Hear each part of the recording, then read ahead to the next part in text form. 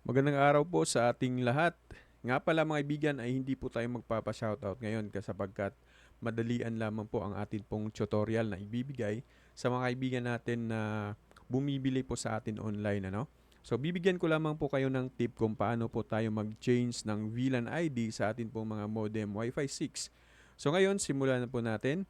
So unang gagawin natin ay mag-static muna tayo. Halimbawa po ay hindi po niyo ma-open yun pong nakalagay sa modem na IP address. So yung gagawin natin is static muna natin. Punta tayo dito sa atin pong network. Tapos click natin itong networks. Tapos change adapter options. Para to sa mga baguhan ng mga kaibigan natin na wala talagang idea, no? Kung di nyo makita yung network, change adapter options, hanapin nyo po sa browser ho ninyo. Dito po sa search bar pala sa baba po ng inyong dito banda. Tapos, pag nakita natin itong Ethernet, right-click lamang po at i-click po natin ang Properties. Tapos, makikita ho natin dito yung Internet Protocol version 4. I-double click lamang po natin to para makita natin to. So, click the use the following IP address. Tapos, dito sa IP address, itatype natin.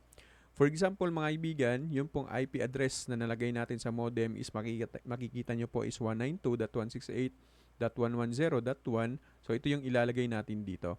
Pero kung ang inyo naman pong mga modem, yung pong mga kaibigan natin na hindi po nakabili sa atin at yung kanilang IP is default IP address ang nilagay, so yun din po yung inyo pong gagawin. Pero ngayon, yung gamit natin na IP address is 192.168.110.1. So sa IP address, lagay lamang po natin 192.168.110.5 kasi 1 po yun. Dapat hindi po 1 po dyan, okay? So kung kayo naman po ay gumagamit ng 192.168.1, so ilagay nyo po sa last is 5, 2, or 3. Okay? So kung kayo naman po ay gumagamit ng 192.168.100, so ganun din po yung gagawin ho ninyo, 2, 3, 5, basta hindi 1. Tapos click po natin itong subnet mask. Automatic po maglalagay po ng numero po dyan.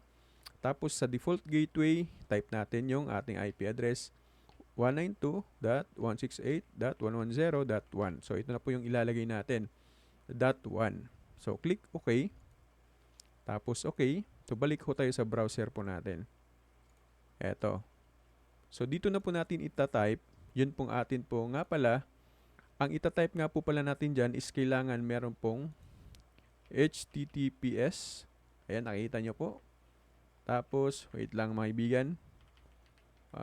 Okay, dot 168.110.1/admin.html. So, dapat ito po yung nakalagay mga kaibigan. Ayan. Okay, so meron pong dapat ganito. Huwag po yung direct po sa 192. Huwag po ganun para mapasok natin yung super admin ng modem na ito. So, ito yung atin pong ilalagay again. So, enter natin at ito yung makikita natin. So, pag ito yung nakikita po ninyo, i-click lamang po niyo ang advance. Advance. Tapos, click lamang po natin ang proceed. Itong unsafe. O nga pala, sa inyo pong mga modem ay ilagay nyo lang po sa port 2. Kapag sa akin po galing ang inyo pong mga modem, ilagay nyo po sa port 2. Okay, so account is admin PLDT. Ito po yan. Admin PLDT. Tapos yung password naman is Telecom Admin 123. So ito po ay sarili kong password. Ito rin po ang gamitin ninyo kapag kayo po ay nakabili sa atin. So Telecom Admin 123. Ilalagay ko yung password dito. Tapos click login. So ito na po, napasok na ho natin.